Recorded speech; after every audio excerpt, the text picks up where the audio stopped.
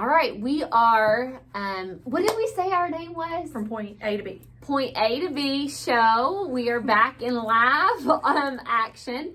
And today's topic was a suggestion that was made from a listener.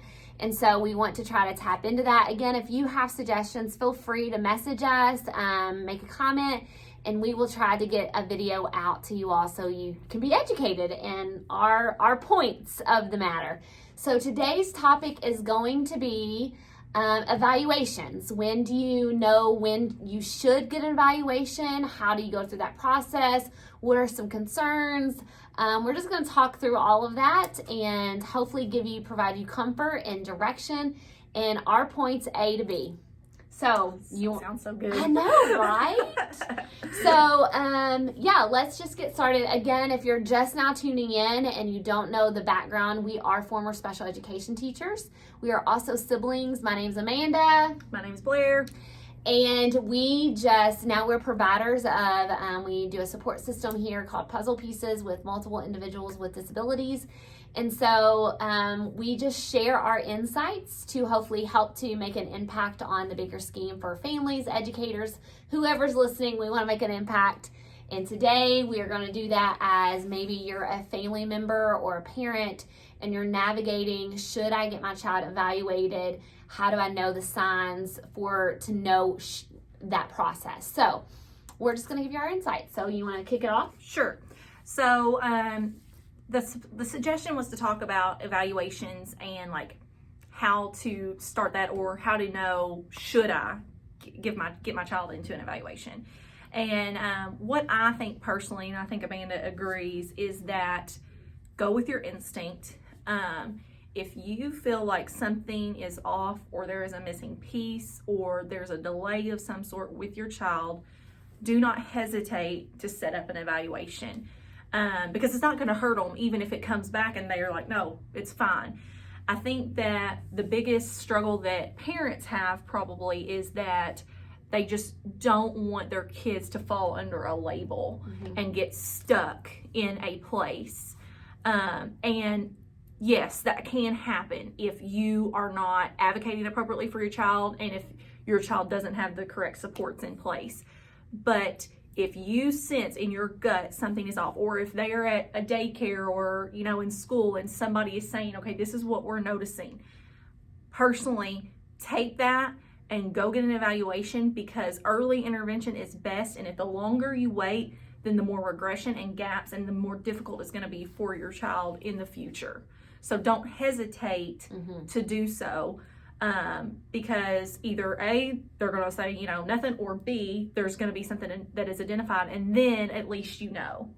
I think us as moms, I think a lot of times we already have that gut instinct, kind of like what she's talking about, but I think we think we're not experts, or I don't really know, or they're going to grow out of it. Like, let me just wait and see. And kind of using, I hear a lot of families kind of using, and I don't mean to downplay or undermine anything of a doctor or a pediatrician, but sometimes in that snapshot of that doctor's office visits, I think, well, the doctor hasn't brought it to my attention, or the pediatrician says, they're okay on this milestone, don't worry about so much of this milestone. But I just truly think that a parent knows, like a mom knows, like that gut. And I think that we sometimes think, oh, well, we'll just wait and see. And I think it's a little bit easier, like if your child has Down syndrome or a chromosome disability or cerebral palsy, like that automatically happens. You can see it. You can see it, yes. And I think sometimes, especially with you're looking at like autism or just a learning deficit, or maybe dyslexia, or speech delay. Yes. I think sometimes we think through, there's such a spectrum, like, oh, well, they only showing some signs, so they're just going to grow out of it. Again, I'm with Blair on this, that you have got to make sure that you just go with your gut and figure that out and go through. It's not going to hurt. The evaluation's not going to hurt, and it's better to, I look at an evaluation as a map, not as a barrier, if that makes sense. So I look at it as, okay, well, now I have a game plan, or now I know that I need a different game plan because this is justifying that gut feeling. I mean, would you say, Yes, agree. And I think that, when you get all this paperwork from an evaluation, it's overwhelming, and it can be very disheartening because they're pretty much picking apart your child, in a sense, and saying, these are all the things that are wrong and that we've noticed. And I think that's probably a hard pill to swallow. Yes. But I think the mindset is, look at that as, like she said, a plan, not as this ruins everything and this changes everything. Because again, now you've got your plan, you know what's going on. Okay, now what are we going to do to make sure that we make sure my child progresses and moves forward, and that we're not going to let this hinder him or her. We're going to make sure that he or she overcomes it. And, we're going to do what's best for him or her. Just having that mindset, which I'm sure is difficult, but yes, it's just that it's reality, and that's what it is. So yeah, I think too, the evaluation, I think sometimes I have this conversation with some families of like, well, what would be the purpose? Like, if I just know, if I know that there's something, if I just address it and not really get the evaluation, is that enough? And sometimes it depends on what maybe the deficits could be, or the milestones that you are lacking, or the barriers. However, I always say, that evaluation becomes a tool for other people to give you a voice of the resources that you need. So it's not so much for you as a parent to be able to react. You don't really need that evaluation necessarily for you to be a different parent versus, I think sometimes people need that as justification of okay, I wasn't crazy. Now right. I knew there was some signs, and now I can feel okay with, it's not necessarily a behavioral issue or a disciplinary issue or the lack of us trying to do something. It's just there's a barrier there, and we now know that there is a barrier and we have to overcome that. But I think that evaluation is the first step of you being able to have a voice within school settings. Yes. Therapy, sometimes even in insurance companies and things like that, to be able to get the resources you need. And sometimes, unfortunately, you have to have that diagnosis in order to get what you need for services. I was going to say, that brings up a huge point, because if there is something, with your child, and they do have some type of label or some type of disability, if they don't have that evaluation, and the longer you wait to get that, it's just going to hinder them more. And they have to have that label and evaluation piece to be able to get the services and supports that they need. And that, it is sad reality that you have to have that label in a sense, but it is reality in order for them to get the supports. And one other thing I was thinking about that just popped in my head too, as far as, when your child is growing and you're kind of thinking, okay, something is just off. I think something that probably would be in the back of my head as an educator is what I learned. Well, all children develop differently. So don't compare them to your first child, or good point. You know what I'm saying?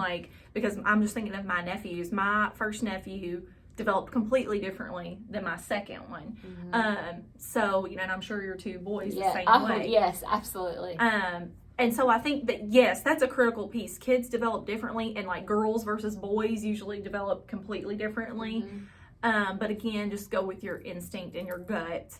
And if you have hesitations or questions, then it's not going to hurt them to get an evaluation or to use those resources and maybe ask other people's opinions. Hey, watch this. What do you think? Get other people's opinions and then go from there.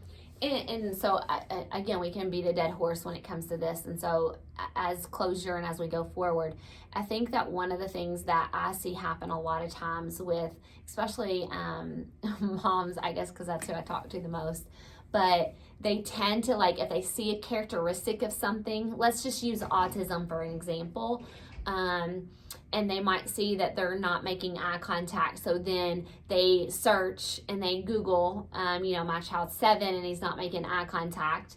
And then they see all these other characteristics and they're oh, well, that's not my child. They don't fit any of the other, they're really smart, we're good, they're social. But so again, to me, I would leave that up to the experts. I'm not using eye contact as the only source of that's what needs to happen to make sure you get evaluation. I'm just saying, like, if there are certain signs and you start to Google stuff, just realize that there's a spectrum and there's all these different variables to disabilities. And just because they're in one pocket doesn't mean they're in another pocket. And that doesn't mean that they have the disability too, or they have autism. I'm trying not to like make everything a big deal right now, but I think sometimes we Google it and self-diagnose, but that really gets us nowhere to where you need to be in order to get the resources and especially education tools, because that is so dependent. Right. And like you said, it's better to get it in the forefront and have early intervention than wait and wish. That's the one test, the one evaluation that I would be as a parent. Like, I would not wish I would have done it sooner to get the early, like, it's better to do it, get that knocked out so you can move forward.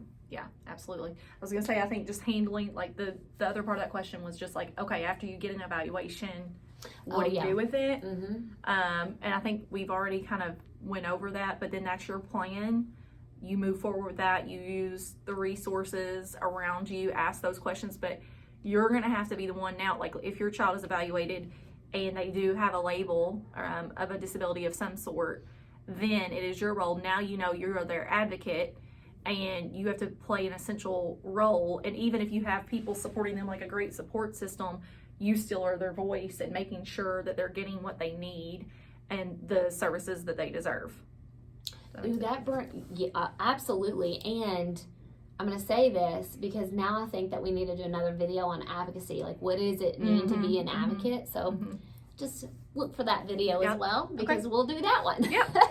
So, all right, guys, I hope that you enjoyed the Point A to B show. And again, we're going to keep it short and sweet with topics that can relate and our insight to help you navigate this world of disability.